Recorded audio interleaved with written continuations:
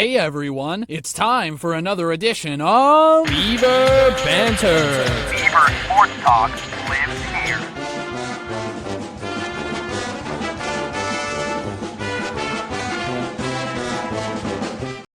It is the Beaver Banter podcast brought to you by Bemidji State Alumni and Foundation. I'm CJ Baumgartner, joined as always by Ian Rivers, the co-host of this podcast. And Ian, let's just jump right into it. Bemidji State women's soccer, their tournament run ended with a 0-0 draw and a shootout loss to St. Cloud State. However, Bemidji State still number 2 team in the region and home playoff games at the Chet. A lot has happened since we last talked, but overall, vibes are great. Yeah.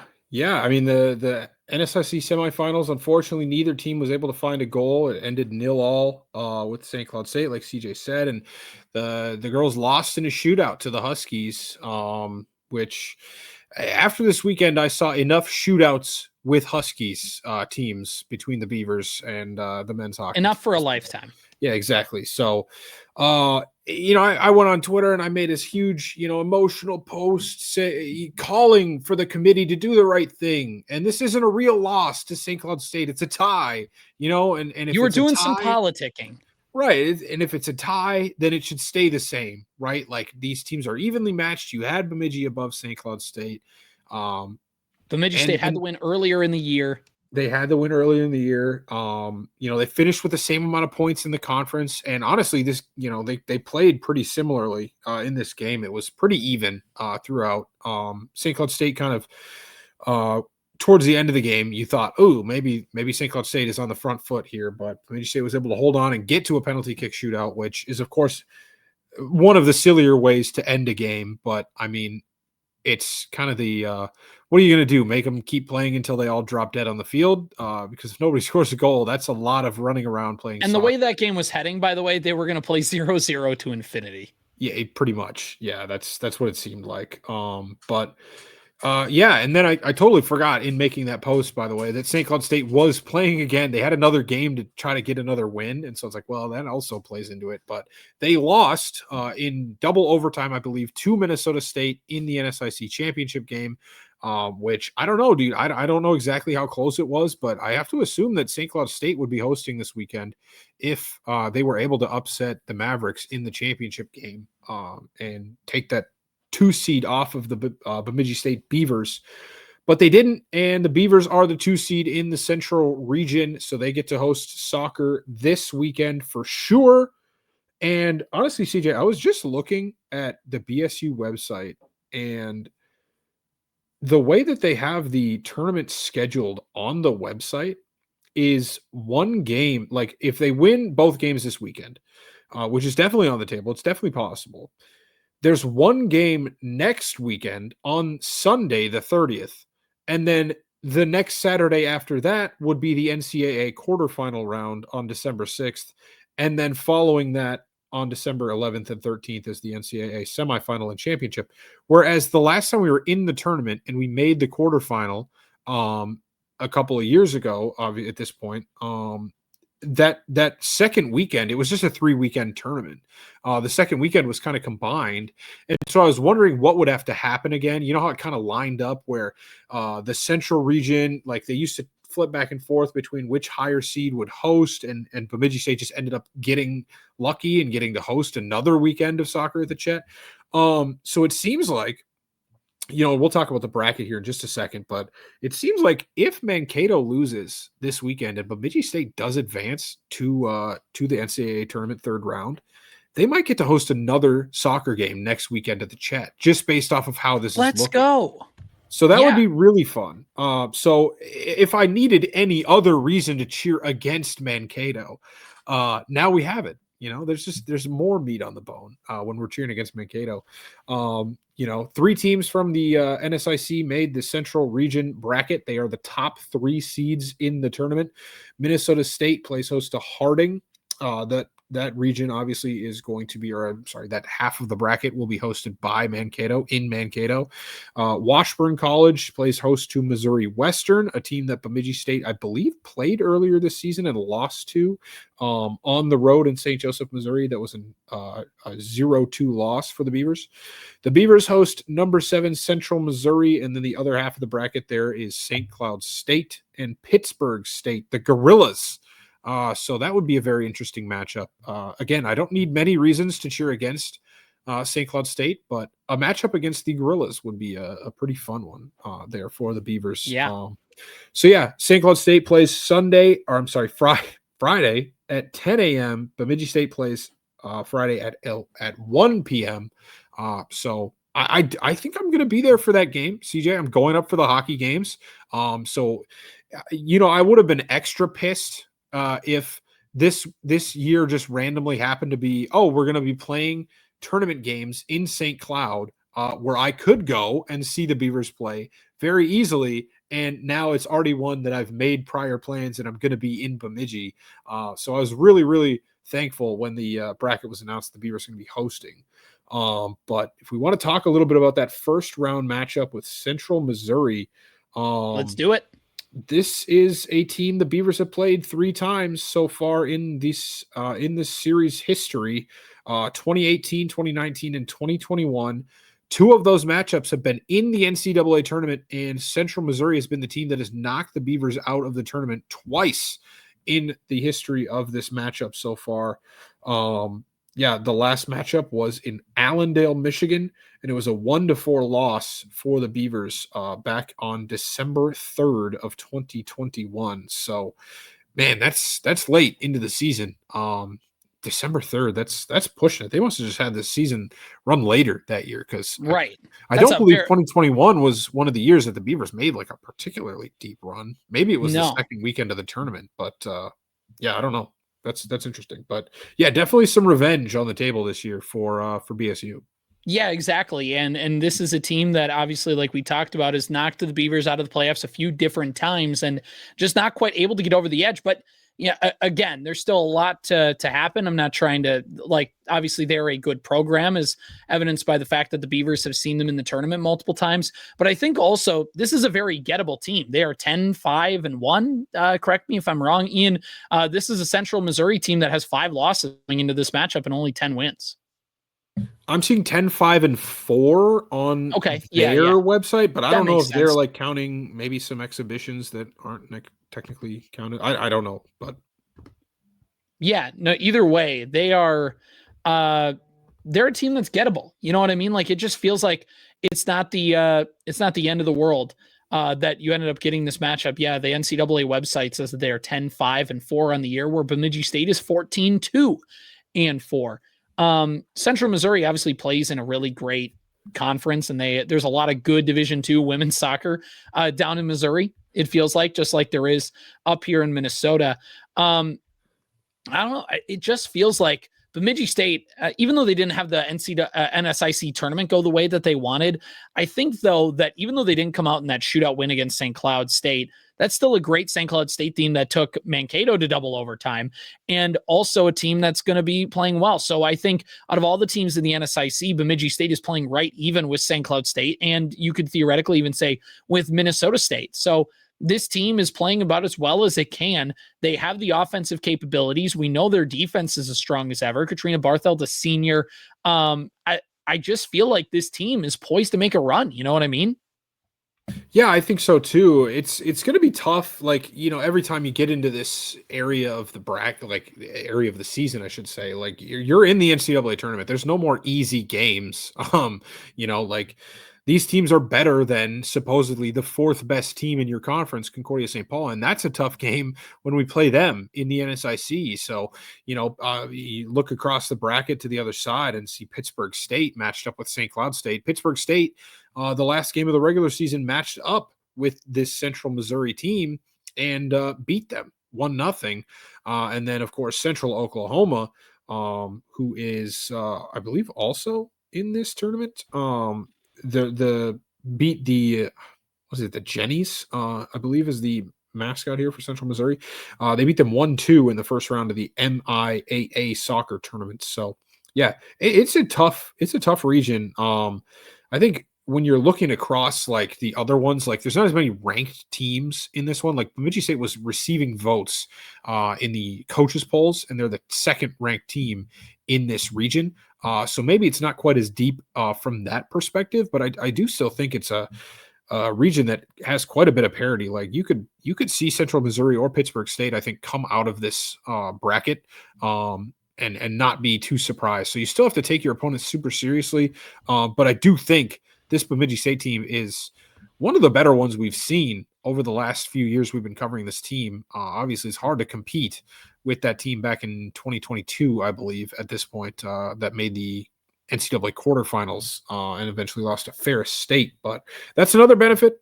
I don't see Ferris State in this bracket. So if you potentially get to that quarterfinal match, you will not have to face the Bulldogs. So, I mean, we're not going to look too far ahead here. We got a game on Friday. We gotta focus on. But by the way, looking through a few things, Central Oklahoma was the 6th seed, I believe, in the MIAA tournament, in which Central Missouri lost to them 2-1. So that looks like their lone conference tournament game for Central Missouri.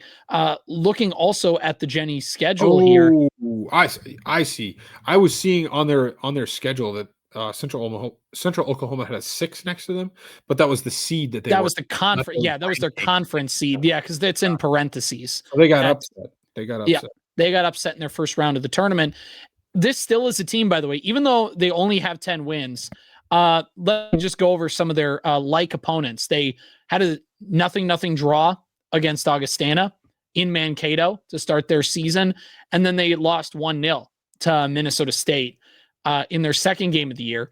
One of their notable wins was a 2-0 victory against number 12 Ashland, who I believe is in the tournament. Trying to see what seed they are. Ashland is a 3 seed, so right below the Beavers in that one. And then Grand Valley State, they lost 2-1 to them, who was ranked number 4 in the country at the time of their meeting. Number 24, Northwest Missouri State, they got a 2-1 victory against them. And a team that Bemidji State lost to in Missouri Western, they beat 1-0, did Central Missouri. So that's the way that the schedule's shaken out. Those are kind of the like opponents that the Beavers have seen this year. So again, it is a gettable team, but also a team that you can't take lightly come tournament time. Like you said, Ian, everybody is good. And this is a team that's held their own with some of the top teams in the NSIC. So they're going to be right there with the Beavers. Yeah, one thing I think that really helps this team, we saw it with football over the last couple of seasons when they were, really making their deep tournament runs, was it started to finally fully come together. We talked about when Brandon Alt was there, they really didn't have the defense put together. And then, towards his last season there, they kind of were starting to figure it out. And then last year was really defensively well structured, and the offense was not necessarily as high powered as when Alt was there, but it was still really good and good enough to get to a national quarterfinal, of course, 4 yards away from potentially going to the semifinal. And I think that's something that the Beavers have put together here is both offensive and defensive prowess.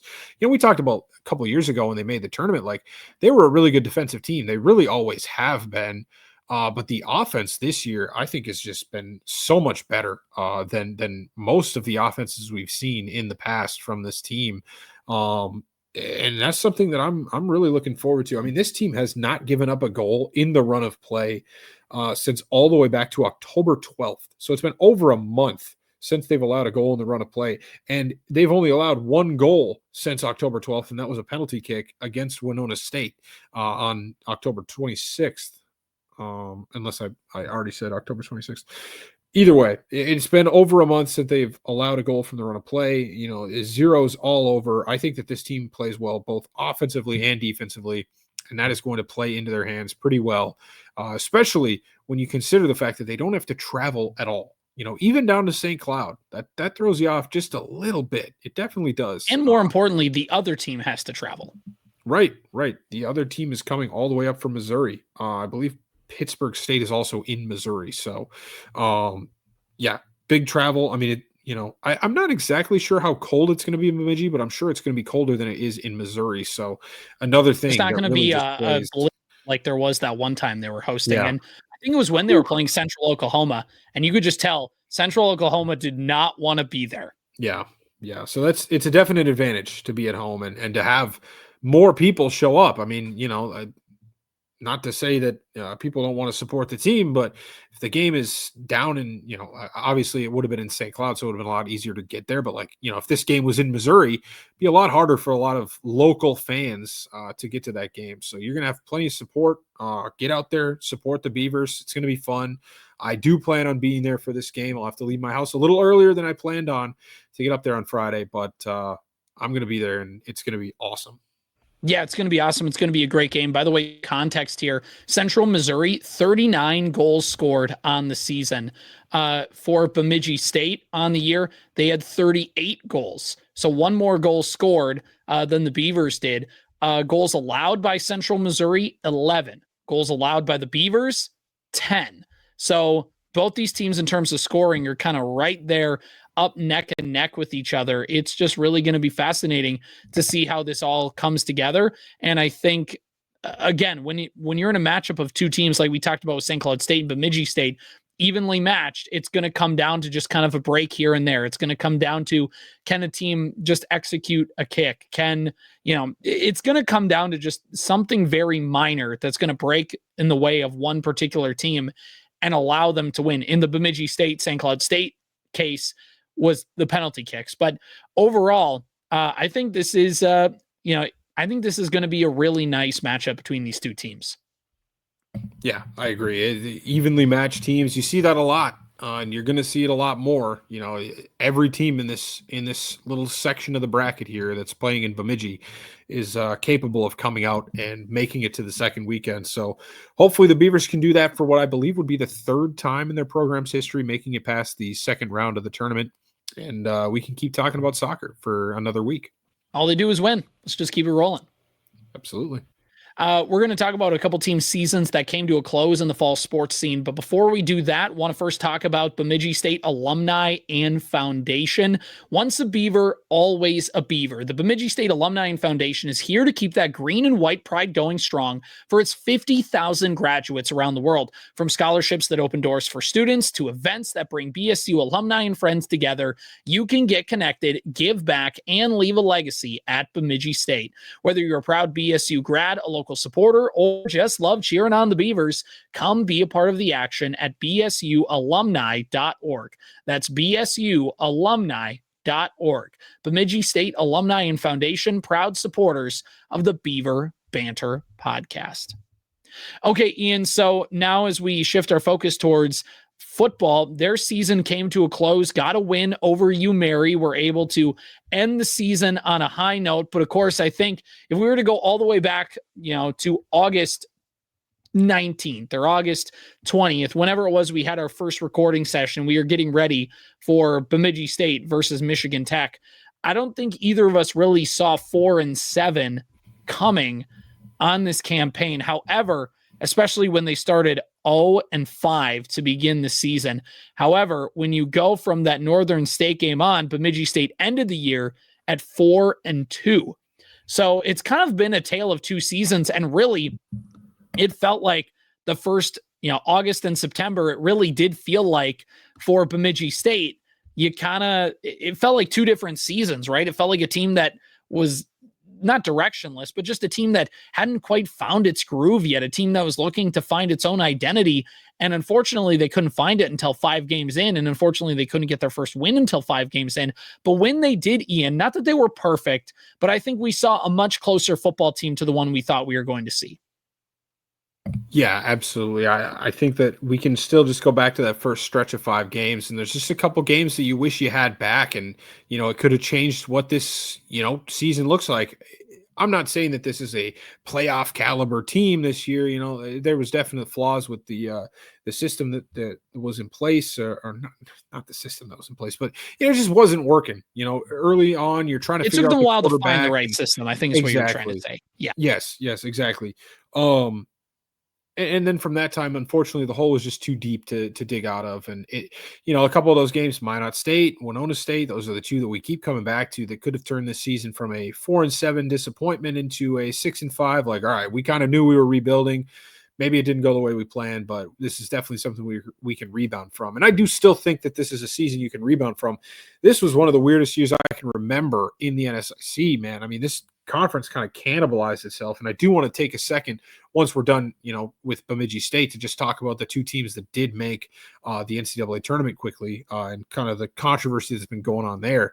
But I do think Jeepers, I still think there is reason to be excited about the future with this program. Obviously, you got a talented quarterback like Connor Carver, whether they use him as a full-time quarterback next year again or Bart Mechanic, we'll see what the transfer portal brings, of course, with some of these athletes as well. And I still think that there's a really good coaching staff in place at Bemidji State where, we have 4 years of tournament progress in the bank at this point. That's not 1 year blip on the radar. That is a sustained period of success that this program can use to its advantage, and I think they can get back to that point and that area of this conference back at the top. So yeah, 4-7 looks a little bit bad, but like CJ said, when you consider the fact that they finished the season 4-2 with a loss to what I think should be two NCAA tournament teams in Minnesota Duluth and MSU Moorhead.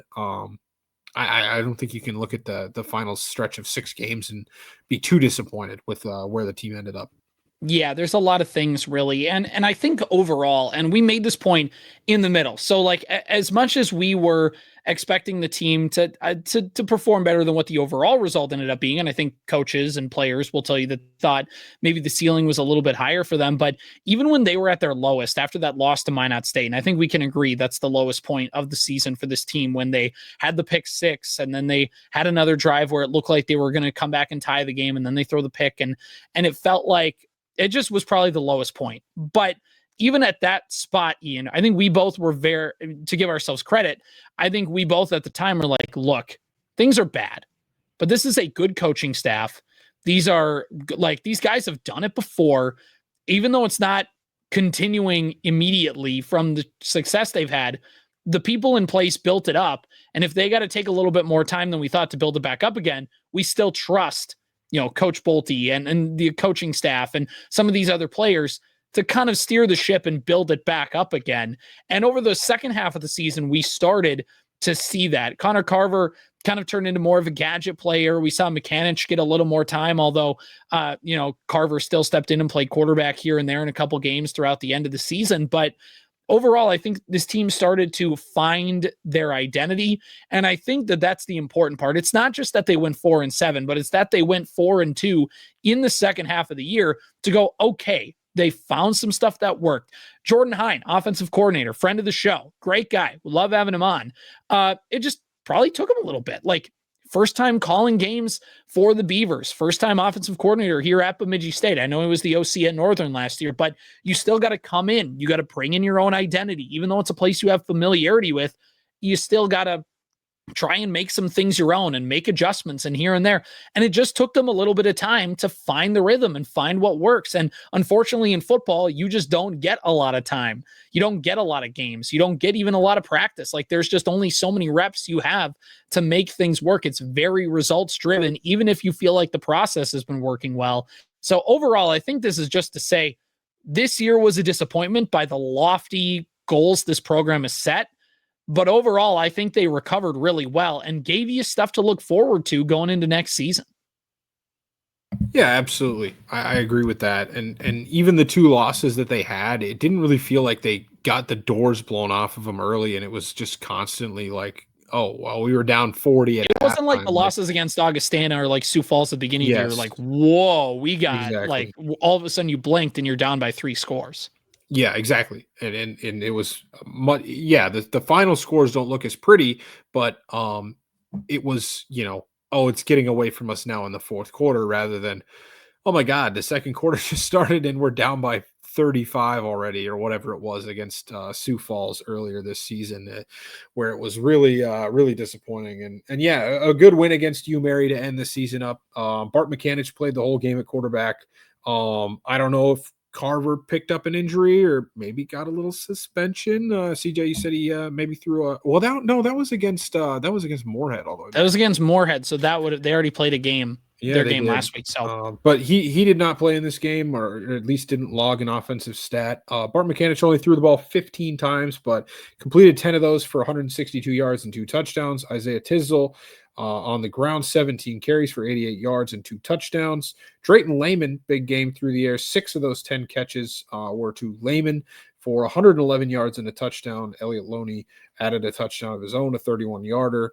And then defensively, Gabe Ward had the biggest day with a sack and a forced fumble, including 6 tackles. Tyler Sappett with a sack and a half on the day, and LaShawn Taylor had a forced fumble as well. So shout out to all those guys for having a bunch of great games and helping the Beavers to their final victory of the year. And it's good, ending the season on a win. It always just feels better than, maybe, what would you rather do? Go 4-7, but you end on a win, or go 6-5, but you end on a streak of like 3 straight losses?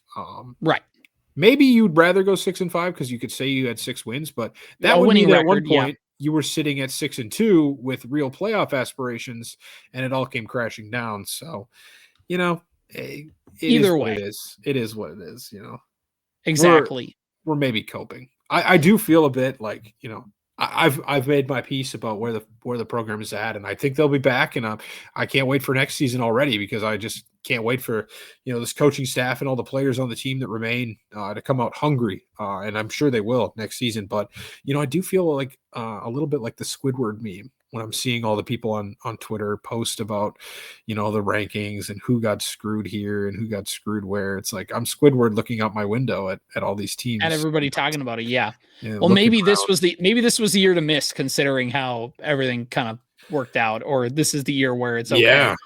Kind of worked in that way. But overall, I think too, and this is the thing, is now the offense really too needed to find a quarterback, right? After McGath from a year ago, they needed to figure just what they were going to be. And they obviously had Carver step in a little bit. They had Zach Romack step in for a little bit, and then eventually settled into that groove with Bart McCanich as the team's starting quarterback. And here's how his overall stat line ended up looking at the end of the season. He had a completion percentage of 67%, 1,212 yards on the year, 11 touchdowns to 7 interceptions, had 11.5 yards per catch, and averaged 13.7 yards per game through the air. As a rusher, he had 80 yards on the season, no touchdowns, averaged about 9 yards a carry overall. And when you look at his last game against Mary, 10 of 15, 162, 2 touchdowns, no interceptions, 16 yards on the ground. But of course, Bemidji State had almost 200 yards on the ground. More of an, obviously they leaned into the run. They did some of that stuff, managed the game very well. And for a redshirt freshman to come in and kind of a step into the middle of the year and kind of calm the ship, I'm not saying he's, Brandon Alt level or anything like that. That's obviously a wild claim. But to say that, like, hey, this is a dude that proved he could lead the team to some wins early. What happens now when, again, assuming transfer portal and all that kind of stuff, that nobody comes in, nobody goes out, all that withstanding, it feels like you have the guy, and now you can go into the offseason, and Carver will work in as well. But again, as we learned this year, maybe he works best as a half quarterback, half gadget player, things like that. You use this season and could learn that. Like, you kind of know more about your team. What happens into a full off season of Coach Hine scheming up plays for Connor Carver, kind of at that gadget player position with McCanich as the quarterback, knowing that it's his team and things like that. So on the offensive end, that's where things look. And then on the defensive end, you just kind of get a year to build everybody back up, build your line back up, which I think we all kind of knew both of the trenches going into that season, Ian, was going to be something that they needed to watch. And now that they're able to go through, now you can kind of know which players stick, which players maybe, you just need to build up a little bit more. And where maybe, again, portal withstanding, incoming freshmen, you can build up and try and get everything back to where you were. I think overall, Ian, season did not go the way we wanted, but there's a lot you can pick from, and there's no reason to not be excited about the 2026 football season. Absolutely. I could not agree more with that, man. I'm super excited to see what this team can accomplish next year, because, yeah, like we said, from the jump, it was a little disappointing, to go out and, out to Houghton and not perform, and it got away from us. So we'll see if next year can bring some more success the Beavers' way. Exactly. All right, Ian, we're going to wrap up volleyball in a little bit. We'll talk women's hockey. First, though, we should talk men's hockey. Speaking of teams that went out to Houghton, we kind of talked about this is going to be a very interesting series for Bemidji State men's hockey. They were leading the CCHA, were the Beavers, although they had 2 games up on Michigan Tech. So there was a chance Tech could have played really well, not only took the conference lead, but also had a 2-game advantage to play against the Beavers. And Bemidji State ends up getting 3 out of 6 points on the weekend. And I think overall in a vacuum, you say, okay, yeah, 3 points on a road series in Houghton. That's okay. But do they feel like they left some meat on the bone, or is this an acceptable result? Oh yeah, there's definitely some meat left on the bone in this one. Like you said, CJ, we talked last week, and I think I said the same thing I said when we went to Slater Ice Arena. It's like, okay, between 2 to 4 points would be pretty good. Like 2 points being the minimum, like I would be okay with that. And then, but it's always circumstantial. If you come out and play like the Beavers played, I think that they, if we want to just talk about like Friday to start, so we have some sort of a semblance of a timeline here, like Friday went pretty well. I do think that these teams are pretty evenly matched. Like I kept saying, man, I'm frustrated that like I feel like we're playing well, but we're not like winning the game necessarily. But they're playing well too, and so we could be losing. Like I kept going back and forth. Like, well, maybe these teams are just evenly matched, and ending in a 2-2 tie is about what we should be expecting. But yeah, Bemidji State got off to a fast start with Oliver Peer. About 11 minutes into the game, assisted by Adam Fleming and Patrick Satisari. And then, Michigan Tech gets maybe the flukiest goal I've ever seen, where the puck on the power play, just they dump it in to try to get the zone, and it comes caroming off the boards straight out in front of, the goal. And I'm blanking, Rathan Robbins, net. And there's nothing Robbins could do about it. Just happened to go right to the stick of Max Koskaperti, who was tucked in the easiest goal of his life on basically an empty net. So it's 1-1, stays that way all the way through the second period and into the third, where Elias Janssen gets a goal for the Huskies. And you're like, all right, now we got to come back in this thing. And you're down 2-1 and you're frustrated because it's like, man, I feel like we played well enough in this game to get points out of it. And Adam Fleming rescues a point, power play goal assisted by Casper Magnuson and Hudson Thornton to get us to overtime at 2-2 to get a point. And, it was a crazy overtime. I have been a proponent of moving back away from the 3-on-3 overtime because I feel like at first it did what it wanted to do, and it made the overtime games more exciting. But over the last couple of years, I really feel like the teams have adjusted to it, and it's more about puck possession, and that can create some boring 3-on-3 overtimes where one team will hold the puck for like 3 minutes at a time, and the other team really only gets like one opportunity to go try to win the game. But when you see overtimes like this one, where it was kind of just up and down, breakaway chance after breakaway chance, that reminds you of what 3-on-3 overtime can be, and it is really exciting. But nobody scored. A couple of good saves by each goaltender in the overtime period, and Bemidji State was able to get the win in the shootout and take the extra point. And then you fast forward to Saturday night, and man, I really feel like this is the night the Beavers left a lot of meat on the bone, if you want to use that expression, because those are my thoughts exactly when you said that. They scored early. Riley Funk scored a goal that was somewhat controversial. Michigan Tech had their top scientists on it using physics to try to figure out whether or not it actually went in the net or not. But it did.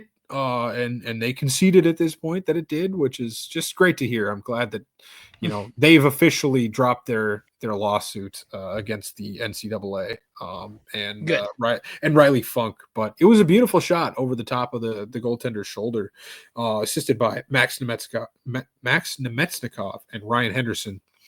Steven Sardanian got a goal in the second period, and, if you want to talk controversy, there maybe should have been a penalty in the build-up to that play as well, so maybe both goals shouldn't have counted if you really think Funk's goal didn't go in. And then Max Koskaperti gets his second goal of the weekend in overtime to give Tech 2 points on the night, and the Beavers end with 3 points. They technically lose the series with a tie and a loss, but you get 3 points, so it's whatever. Like, and you're right, CJ. I do think that 3 points is like fine, generally speaking. From this, you go on the road to Houghton and you get 3 points, but the way that it happened does feel like you left points on the table. And it's not the only time this year. Mostly it's balanced out because, like we said, against Bowling Green, yes, we blew the lead on Friday night and should have gotten 3 points, and we only got 2. But on Saturday night, we came back from 2 down in the third period, and we rescued 2 points from that game when it felt like we could have ended up with 0. So it all kind of ends up balancing out in the end, other than that first year that we covered the team on this podcast where they lost like 9 games in the last 2 minutes of regulation, where it never seemed to come back to us. It was always just dropping points. But yeah, I mean, dude, there was just so many grade A opportunities, and whether or not I don't know if I'm wrong to say this. I didn't even feel like Bartoskevich, the goalie for Michigan Tech, played that well this weekend, but he did stop a lot of shots. The Beavers had some good opportunities. Sometimes they just missed the net entirely, or they shot it right to him, or he made a good save. I really don't feel like he was flying around like making these crazy saves left and right, but he did play well. The Beavers weren't able to beat him. So that's the concerning part, is you need more than just your first line to step up. It's been a lot of Fleming. It's been a lot of Peer. It's been a lot of Magnuson. And Riley Funk, added a second line goal on Saturday, but it was only one. It's one goal. We needed more than that. And for as many grade A opportunities as I thought we had this weekend, getting 3 goals against the Michigan Tech team, who I don't even think has that great of a defensive structure anymore, is a little disappointing. But like we said, 3 points on the road in Houghton. I'm not going to spit at that. You've taken 3 or more points from all 4 of your, conference series so far this year, and that I think is a good thing. Of course, we're only 8 games in, and only 2 teams have played 8 games. Maybe it's, is it a coincidence that the 2 teams that have played the most games are sitting atop the standings right now, tied with 17 points? Maybe, but Lucas of Beaver Territory pointed out on Twitter yesterday, maybe, or this morning, that this team kind of needs 6 points this weekend from Northern Michigan at home if you're going to be a contender, because weekends like that are what can lose you the McNaughton Cup race. And to a point, he's correct, where if you are consistently doing this against lower quality opponents, I do think Michigan Tech, unfortunately, it pains me to say it, but I think that they're probably going to be a top 3 team in the conference this year. There's still a long way to go. They've only played 6 conference games, and majority of those were against Ferris State and Northern Michigan, who I do think will be 2 of the bottom 3 teams in the conference. So we'll see what happens when they play more games against, Bowling Green and Augustana and teams like that. But yeah, my long-winded ramble about this weekend is that I'm fine with 3 points, and I'm excited. I'll be at the Sanford Center this weekend to see the Beavers take on Northern Michigan. Like I said, have not seen the Beavers win a game in person since that game against Mankato to clinch, or actually it was the game after the game that clinched it. Technically, I went to both games, but saw them sweep Mankato, and then I have not seen them win a game in person since that. I think I'm like 0-5 or 0-6. So if we do drop 2 games to the 0-12, you're never allowed Wildcats, back. I will be taking a break from going to Beaver hockey games for quite a while. You'll be like that Carolina Panthers podcast that came back to record and they immediately lost. That's so funny, dude. Oh my God. Like, I don't necessarily blame them. Like, they're like, they didn't say they took a break because of loot. They said they're like, this is like, they just do it for fun. We do it for fun, and if we're gonna lose and suck all the time anyway, then we're just not gonna do it every week. We're gonna do it every week, and then the team starts winning, and they're like, "Don't come back, and then they come back, and the Panthers lose again. But I think didn't like Panthers players acknowledge it or something like it? It's like a lot. It was. I think it was former Panthers players. Former Panthers. Yeah. I think it was like It was like I can't even like. Asking me to name former Panthers players is like crazy. That was the one that came to mind, but I don't know if he was Jonathan one of them. Stewart. I think it was Jonathan Stewart or D'Angelo Williams. One of those 2 running. One of those 2 around the same was one of them. Yeah. Either way. Either way. The point is, if we ever stop podcasting and the Beavers decide to win like 5 games in a row, We're not allowed to podcast We're not- until they lose. Until they lose. So, Exactly. but we're going to be here podcasting the entire time. So you'll never even get to know if correlation equals causation, because we're just going to keep putting out content. So either way, looking at the CCHA standings, Ian, I know you alluded to it, but Bemidji State leading again with 17 points. They've played 8 games. Bowling Green also played 8 games. They have 17 points. Michigan Tech, 15 points in 6 games. Minnesota State, 12 points in 6 games. Augustana, 12 points in 7 games. St. Thomas, 3 points in 3 games. Ferris State, 3 points in 6 games. Lake State, 2 points in 6 games. Northern Michigan, no points throughout their first 4 conference games. And here we go. This is one where last year it felt like there was no team that was safe for Bemidji State to get some gimme wins. It felt like every year or every series last year was a split, no matter what. Like there was going to be a game where they won and looked great, and there was going to be a game that they dropped and looked weird, because last year's Bemidji State team did not know how to get a sweep. Now they were able to, again, get points against Michigan Tech. They were able to get points against Bowling Green. So I think, does this fall in the same category as it did when the Beavers played Lake State, Ian, which is, you don't want to say 5 or 6 points is the floor or is like the expectation, but also anything less than 5 or 6 points feels like a wasted opportunity. Yeah, and I honestly think we've got enough data under our belt at this point. Like, we only had 2 conference series under our belt at that point, and the 2 non-conference series that came before that were pretty disappointing. So I was like, all right, well, if we want to actually be legit, like, this is probably 5 or 6 point territory against Lake State. Now it's like, okay, I think we can be legit in the CCHA. I really do. And I do think that this is kind of like the expectation should be against a team that has not won a game. They did play a gauntlet of an out-of-conference schedule. You know, they had not even any, like, maybe 50-50 games, like us with St. Cloud State or something. Like, it was like all ranked opponents, and like Michigan State, I believe, was on the docket. Ohio State, I think, was on the docket. Good teams. But I do think it is 5 points minimum to be happy about this weekend. And that's probably 5 points from an overtime win, not a tie and a shootout win. Like, they both count the same. So at the end of the day, I'd still be fine with 5, but I think 6 points would go a long way against this, because a lot of teams, like, that's another thing that Lucas Beaver Territory brought up in that, maybe that same tweet, is like, a lot of teams are going to get 6 points off of Northern Michigan this year. Michigan Tech already did it. And obviously the other team that I'm blanking on, whoever else played them, did it this year already and got all 6 points off of them. So if you want to keep pace with those top teams in the league and be able to afford to split the points 3-3 with Tech when you're on the road playing them in Houghton, this is the series where you have to make sure you keep up with them and get 6 points, or at the bare minimum 5 points, like you did against Lake Superior State. And if you look at the kind of basic goal metrics for both of these teams, Bemidji State sitting 4th in the conference with 3.07 goals scored per game.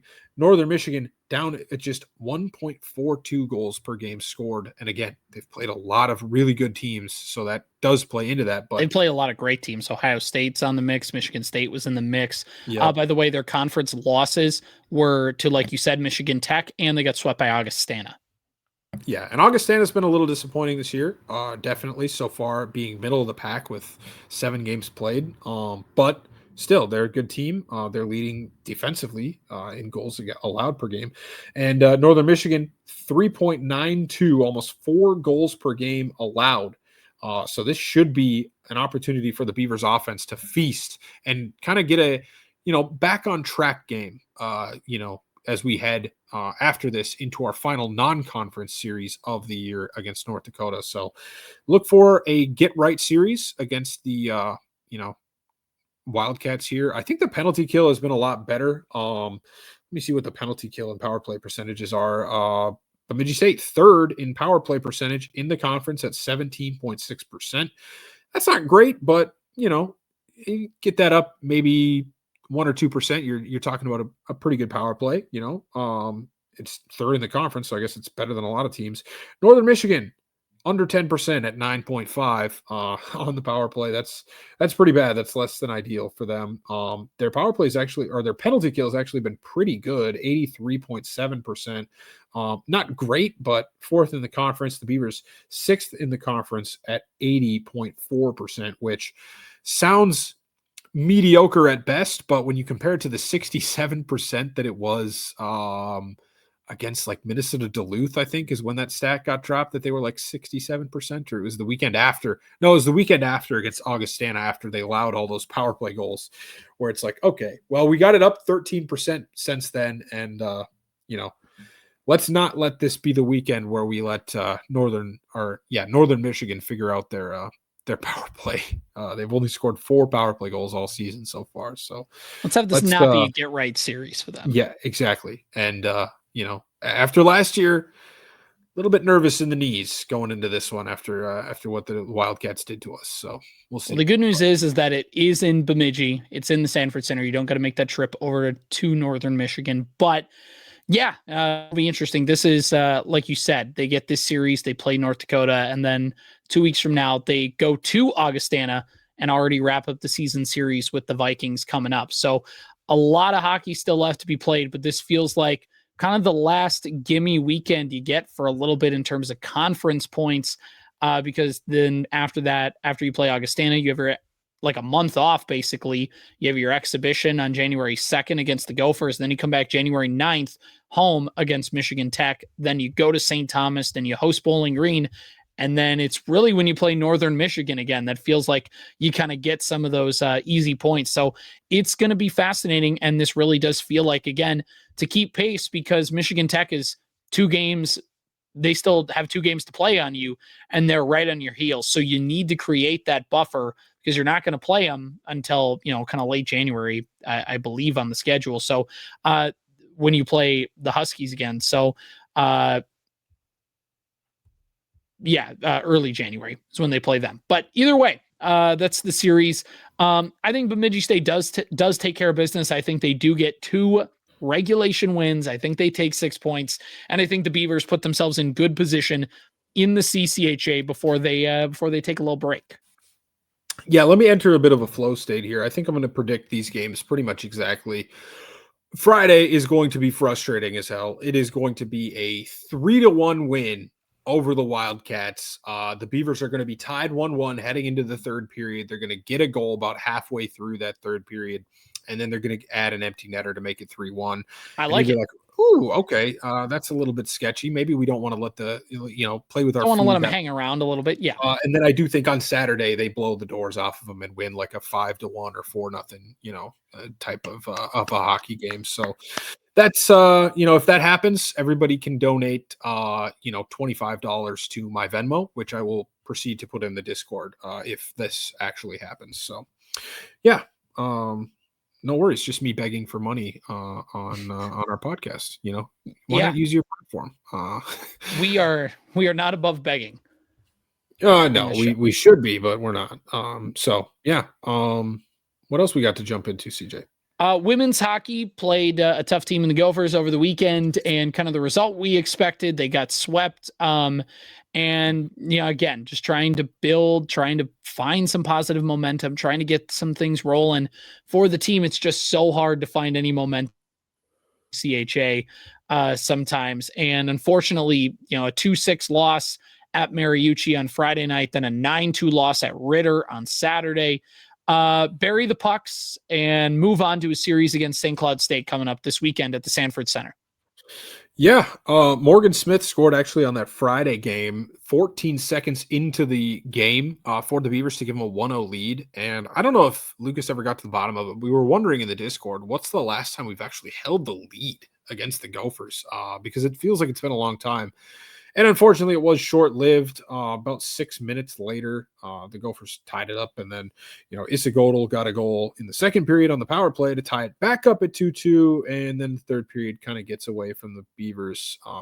And it'll just happen. You're playing on the road against Minnesota. Things get tough. And then, 9-2 the next night. It's just a difficult situation to be in, but goals by Maddie Kaiser and Morgan Smith on Saturday for the Beavers. But yeah, this is an interesting series against St. Cloud State now, because this is a team that is towards the middle of the conference. And this is another step that I think, if you want to see real progress out of this team in year 2, St. Cloud State, Mankato, let's creep up the standings and creep up and take more points. Even I'm not saying we're going to pass St. Cloud State in the standings this year. Well, currently tied right now, 4 points at the bottom of the conference. So this is your opportunity. Wow. Okay. I guess I don't know who St. Cloud State has played necessarily. I'll go check their schedule quick. But they both equally 1-8-1 WCHA records so far.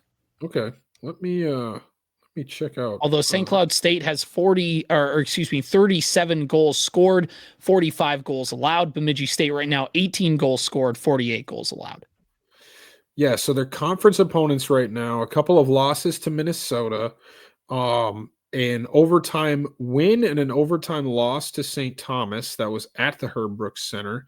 A couple of losses to Ohio State, a couple of losses to Minnesota Duluth, and a loss to Wisconsin, and a tie and a shootout loss to Wisconsin. So, they haven't played Bemidji, they haven't played Mankato yet, but they did split the points with St. Thomas, and that's the same thing that the Beavers did with St. Thomas. So we'll see. It's at home at the Sanford Center. So of course, Friday, a little bit of overlap with the women's soccer team before the men's team plays at the Sanford Center, of course, in the same night. But yeah, look for this. I'm very interested to see what this team does against the St. Cloud State team that is, for now, tied with the Beavers at 4 points, and it would be a very pleasant surprise to take a majority points from this weekend. But honestly, we didn't take any points, I don't believe, from St. Cloud State last year. Taking any points from this series would be technically an improvement from last year. Exactly. So looking forward to that series against St. Cloud State, have an opportunity in front of them to try and do that. So good luck to the Beavers this weekend, again, with women's soccer happening at the Chet, with men's hockey and women's hockey both being home. A lot of things happening. And then, of course, you got men's basketball with their Oak Hills Christian College matchup coming up later in the week as well. So, by the way, before we do finish up today's episode, we got volleyball to talk about, and want to mention we will have a basketball-centric episode coming up. That'll drop tomorrow, Thursday. So be looking out for that. We have a special interview on the show that you're not going to want to miss, basketball related, and we're going over those matchups there. So as we wrap up, we're going to close the book on the volleyball season. Bemidji State volleyball finishes 7-21 on the season, 4-16 in the NSIC. They were 4-6 at home, did not get a win in 12 matches on the road, and were 3-3 in neutral site matches. Of course, those 3 wins coming against Roosevelt, Missouri S&T, and McKendree in the 2025 Hampton Inn Invitational. And I think what it goes to show you is when they played out of conference, it wasn't that bad. And then when you play in conference, it just goes to show you how night in and night out, the NSIC is the best volleyball conference in Division II. No nights off for them. Unfortunately, Bemidji State, a win less than they got a year ago. They were able to get 8 wins last year.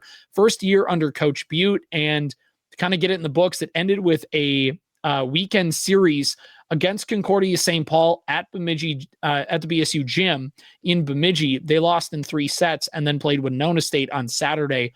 Also lost in 3 in that one. And their season comes to a close. So Ian, of course, I think everybody kind of knew this was going to be a year to set the base. And now Bemidji State volleyball just kind of has to move on from there.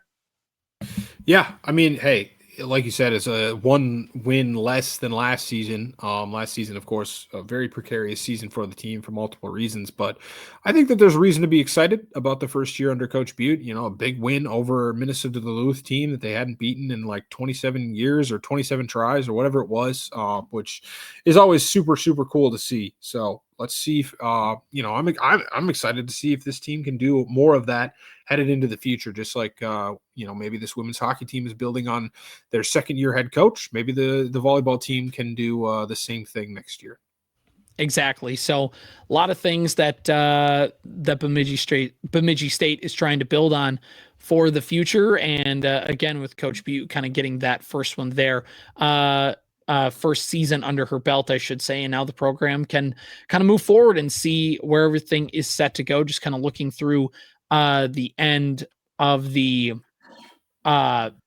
end of season stats and trying to kind of see how things shake out overall. Want to point out that Carly Dunham ended up finishing the year 17th in the conference in blocks with 66 total. So shout out to her in that one. Also taking a look throughout the conference, Kylie Strubble finished 14th in the NSIC in digs per match or per game, per set. Or excuse me, this is an overall total number, but there is average per set. She ended up getting overall 318, which placed her 14th in the conference there. And if you go by per set, she was 15th. So there's the way to break that down overall. Again, got to keep building, got to see where things are at, but can only go up and see what happens through the recruiting process and the development, the off season, and more importantly, just a chance for Bemidji State. I know, like you said, last season, circumstances were not great and they kind of had to play through that. This year, they get a chance to kind of wipe the slate clean and play and build into the Coach Erika Bute era and see what happens. So that wraps it up for volleyball. Before we get out of here, Ian, I think we should give a little shout out to the sponsors of our great podcast. Yeah, absolutely. Do you want to be a part of the team behind the teams at Bemidji State? Join hundreds of dedicated fans when you donate to Beaver Athletics and help BSU pursue its next championship. Your gift can power your favorite program, establish a scholarship for a student athlete you get to meet, and so much more. Every dollar brings the Beavers closer to raising another trophy. You can add to the proud tradition of success at Bemidji State. So don't wait. Give today at bsualumni.org/Beavers. That's bsualumni.org/BEAVERS. All right. Well, that about wraps things up. Do you want to say again, we have a special episode coming out tomorrow. So be sure to keep your eyes peeled for that latest podcast. Talking a little basketball related guest. I'll be excited to see what they have to say regarding the basketball team and things like that. So keep your eyes peeled for that one. Keep your ears peeled for that one. Follow the Beaver Banter podcast on YouTube, on Facebook, on Twitter, and of course, in the Beaver Banter Discord. Yeah, jump in the Discord, man. NCAA tournament games coming up for women's soccer. That means it will be the first official time that we have a live game thread for the women's soccer team. And of course, every weekend for the men's hockey team as well. So Beaver Banter Discord, the place to be to stay connected with other Beaver fans and all of Beaver athletics. It's the Beaver Banter podcast brought to you by Bemidji State Alumni and Foundation. We will see you next time.